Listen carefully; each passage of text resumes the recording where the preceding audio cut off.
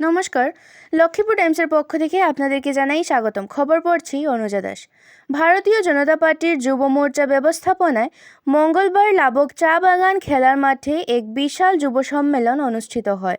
উক্ত যুব সম্মেলনে অতিথি হিসেবে উপস্থিত ছিলেন আসাম রাজ্যিক বিজেপি সভাপতি দিলীপ শইকিয়া, মন্ত্রী কৌশিক রায়, ভারতীয় জনতা পার্টির রাষ্ট্রীয় প্রবক্তা প্রেম শুক্লা, জেলা বিজেপি সভাপতি রূপম সাহা, জেলা যুব মোর্চা সভাপতি কুলদীপ চৌধুরী, প্রাক্তন জেলা পরিষদ চেয়ারম্যান অমিতাভ রায়, মিলন দাস, মঙ্গল হাজাম, সচিন গোয়ালা, রাজাবাজার ও লক্ষ্মীপুর বিজেপি মণ্ডল সভাপতি শুভঙ্কর গোয়ালা ও গুঞ্জন কর, রানা গোস্বামী, শুভম রায়, শুভম ঠাকুর, বৌদ্ধ পাল সহ অন্যান্যরা প্রদীপ প্রজ্বলন করে অনুষ্ঠানের সূচনা করেন অনুষ্ঠানের অতিথিরা।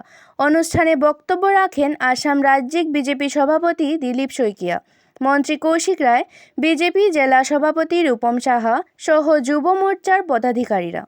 উক্ত সম্মেলনে প্রায় 4,000-এরও অধিক যুবক যুবতী অংশগ্রহণ করেন।